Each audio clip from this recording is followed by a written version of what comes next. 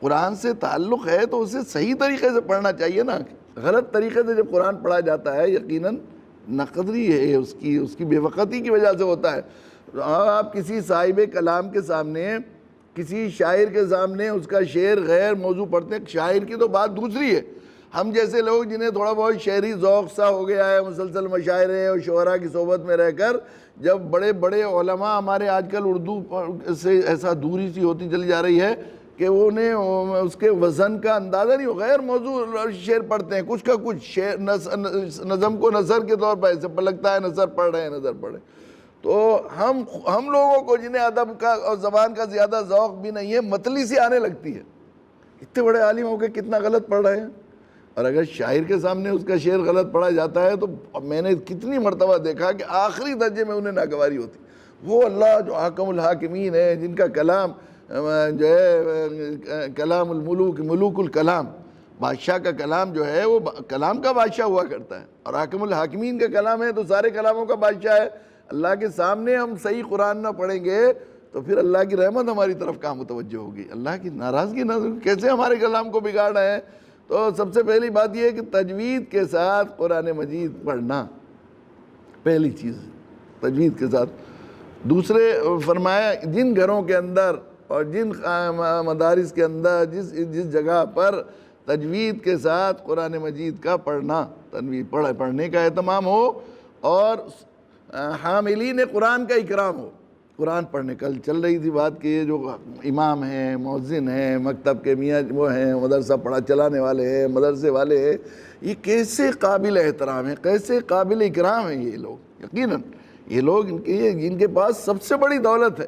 آخرت کے اعتبار سے دیکھیں تو کتنی بڑی دولت اور کتنا بڑا سرمایہ ہے. میں نے کہا کہ کوئی آدمی، کوئی بڑے سے بڑا عبادت گزار آدمی، عام مسلمان مقتدی، ایک صرف فرض نماز پڑھنے والے امام کے برابر نہیں، امام کے پیروں کی دھول بھی نہیں بنے گا آخرت میں اجر و ثواب کی وجہ سے. میں نے مثال کل دی تھی کہ 500 آدمیوں کو نماز پڑھائی، فرض نماز 500 کو 5 نمازیں پڑھائی ایک امام نے، تو کتنی ہو گئی؟ 2500 فرض نمازوں کا، مقبول نمازوں کا ثواب اس کے حساب میں لکھا گیا. 2500 مقبول نمازیں پڑھنے کے لیے ہمیں کتنے دن چاہیے؟ 100 دن. 2500 نہیں، 500 دن میں پڑھیں گے، 1.5 سال میں. اور وہ مقبول ہوں گی کہ نہیں؟ آج کل ہمارے مقبول ہونے کا تو سوال ہی نہیں ہے. تو وہ شخص ساری زندگی نفل پڑھتا رہے، ایک فرض کے برابر نہیں ہو سکتا. وہ 70 گناہ کا مطلب ہے ملٹیپل 70 بار، 2 دونی 4 چوک 16، اس طرح سے ہے. 70 کا مطلب عربی میں بے نہایت کو ہوتا ہے. تو ان کا کتنا احترام اور کتنا اکرام ہونا چاہیے. حاملین قرآن کا اکرام. اور تیسرا صحف قرآن، قرآن مجید جو یہ صحف ہے قرآن کا جو ہے، اس کا احترام جہاں پر ہو. حضرت تھانوی نور اللہ مرقدہ نے لکھا ہے کہ اگر دین و دنیا کی فراوانی اس گھر میں نہ آئے، دین و دنیا کی، دین کی بھی اور دنیا کی بھی فراوانی اگر اس گھر میں نہ آئے تو میدان محشر میں میرا گریبان پکڑ لینا.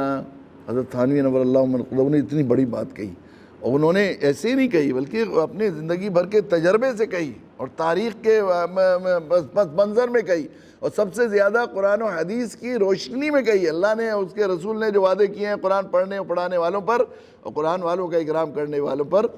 تو تجوید اس کا ارادہ کریں، عزم کریں کہ ہم لوگ انشاءاللہ قرآن مجید تجوید کے ساتھ پڑھا کریں گے. اللہ تعالیٰ ہمیں توفیق عطا فرمائے. باقی دوسرے حصے کو انشاءاللہ ہم لوگ کل بات کریں گے. الحمدللہ رب العالمین.